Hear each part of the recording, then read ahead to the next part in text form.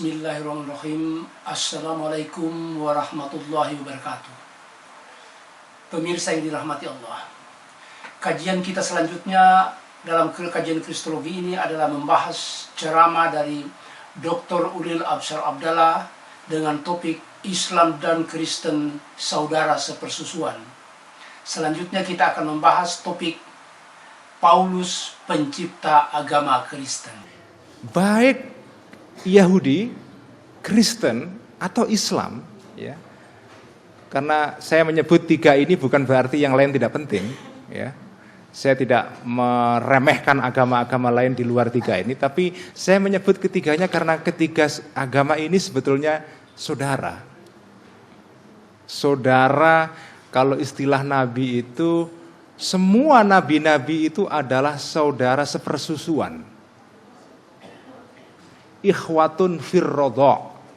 Semua nabi-nabi itu mulai dari Ibrahim sampai Nabi Muhammad yang dipercayai oleh orang Islam itu adalah saudara sepersusuan.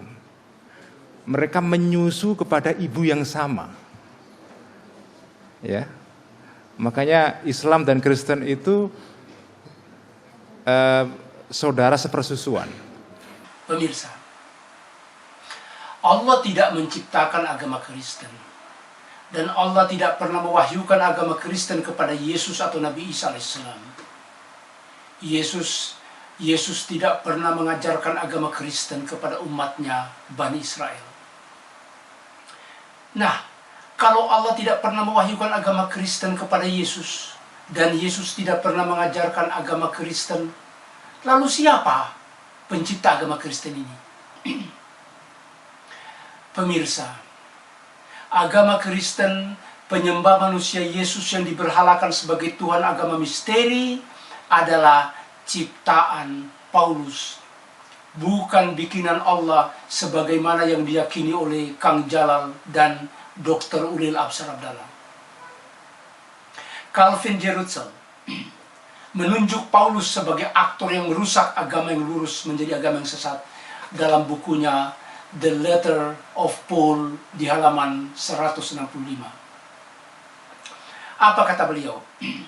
It is Paul who is seen as the initial corrupter of a vital true religion. According to this view, Paul's insistence on the Jesus on the cross totally eclipses Jesus the teacher. Pauluslah yang nampak sebagai perusak agama yang benar dan vital. Berdasarkan pandangan ini, ngototnya Paulus pada Yesus di kayu salib menyingkirkan total Yesus sebagai Tuhan Guru. Nah, agama sesat Paulus ini dihimpun dari berbagai ajaran penyembah berhala, sebagaimana dijelaskan oleh Michael Beigen dan kawan-kawan dalam buku mereka The Messianic Legacy di halaman 78. Apakah kata ketiga pakar ini? Mereka mengatakan, it is from Paul and Paul alone that a new religion begins to emerge. It is fused with Greco-Roman thought, pagan tradition, with elements from a number of mystery schools. Agama Kristen ini, agama Kristen, Paulin, berasal dari Paulus. Dan di tangan Paulus sendiri, agama baru ini mulai tumbuh. Ajaran ini merupakan gabungan dari filsafat Yunani Romawi dengan ajaran penyembah berhala dan berbagai unsur-unsur agama misteri. Dr. Ulil, sisakanlah sedikit rasa malu. Agama Kristen menurut Michael Beigen, Richard Lake, dan Henry Lincoln adalah gabungan berbagai ajaran penyembah berhala yang diblender oleh Paulus dan gereja menjadi agama Kristen. Mana mungkin dia bersaudara sepersusuan dengan agama tauhid yang dibawa oleh para nabi Allah? Paulin, simak pernyataan selanjutnya dari para pakar ini. Kesesatan Paulus ini dikemukakan lagi oleh Michael Beigen, Richard Lake dalam bukunya yang lain, The Dead Sea Scrolls Deception di halaman 266. Apa kata kedua pakar ini, Michael Beigen dan Richard Lake? Paul in effect the first Christian heretic, and that his teaching, which become the foundation of later Christianity, are a flagrant deviation from the original and pure form extolled by the leadership.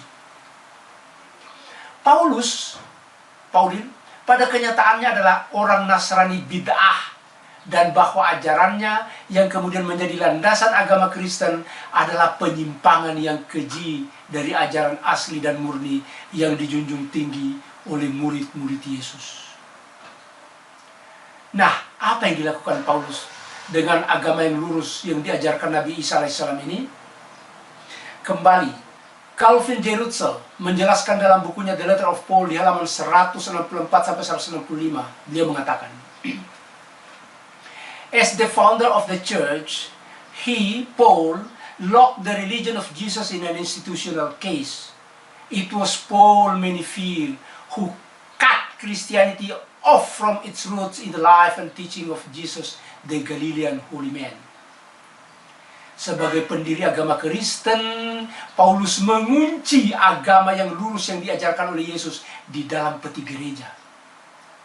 Pauluslah yang menurut pandangan umum yang mencabut agama Kristen dari akarnya yang bersumber dari kehidupan dan ajaran Yesus, orang suci dari Galilea. Oleh karena itu, Dr. Ulil, ketika Allah berfirman dalam surah Ali Imran, katakanlah, kami beriman kepada Allah dan kepada apa yang diturunkan kepada kami dan yang diturunkan kepada Ibrahim, Ismail, Ishak, Yakub dan anak-anaknya, dan apa yang diberikan kepada Musa, Isa, dan para nabi dari Tuhan mereka. Kami tidak membeda-bedakan seorang pun di antara mereka, dan hanya kepadanya lah kami menyerahkan diri. Ali Imran ayat 84. Dr. Ulin, ayat ini dengan jelas memperlihatkan bahwa Nabi Ibrahim alaihissalam, Nabi Ismail, Nabi Ishak, Nabi Yakub, Nabi Musa, Nabi Isa alaihissalam, serta Nabi Muhammad SAW adalah saudara. Semua mengajarkan tauhid dan melawan kemusyrikan. Ayat ini diperkuat lagi dengan pernyataan Edward Gibbon dalam bukunya The Decline and Fall of the Roman Empire yang mengatakan, six legislators of transcendence brightness have announced to mankind the six successive revelations of various rites, but of one immutable religion, Islam. The authority and station of Adam, Noah, Abraham, Moses, Christ, and Muhammad SAW rise in just graduation above each other. But whoever hates or rejects any one of the prophets, Dr. Ulil, is number with the infidels. 6 pembawa syariah yang mencerahkan telah mengumumkan kepada umat manusia 6 kumpulan wahyu berturut-turut dengan bacaan yang berbeda-beda, tetapi hanya satu agama yang tidak tergoyahkan, Islam. Otoritas dan kedudukan Adam, Nuh, Ibrahim, Musa, Yesus, dan Muhammad SAW datang silih berganti. Tetapi barang siapa yang membenci atau menolak salah seorang dari para nabi ini akan tergolong sebagai orang kafir. Dr. Ulil, dari kitab suci Al-Quran dan pernyataan Edward Gibbon ini, kita menemukan mata rantai para nabi dalam satu kesatuan agama tauhid. Dr. Ulil, sama sekali tidak ada nama Paulus di sana. Pernyataan ini sekaligus menegaskan bahwa Dr. Ulil Absar Abdallah yang mengatakan bahwa Islam dan Kristen adalah saudara sepersusuan telah berdusta dan menyesatkan umat. Sekali lagi, Dr. Ulil berdusta dan menyesatkan umat. Demikian pula dengan Profesor Dr. Jalaluddin Rahmat yang mengatakan bahwa Allah membuat agama bermacam-macam termasuk agama Kristen. Kang Jalal, juga Anda telah berdusta dan menyesatkan umat.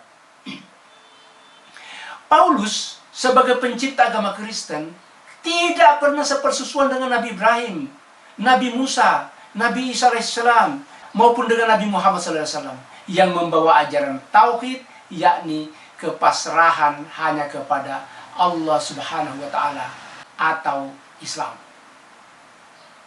Bukti sejarah memperlihatkan bahwa Paulus sebagai pendiri agama Kristen malah lebih cenderung sepersusuan dengan Philo, Zeno, Origen, Santo Agustinus, Profesor Jalaluddin Rahmat, Dr. Ulil Absar Abdallah, dan kawan-kawan. Itu yang sepersusuan, bukan dengan para nabi.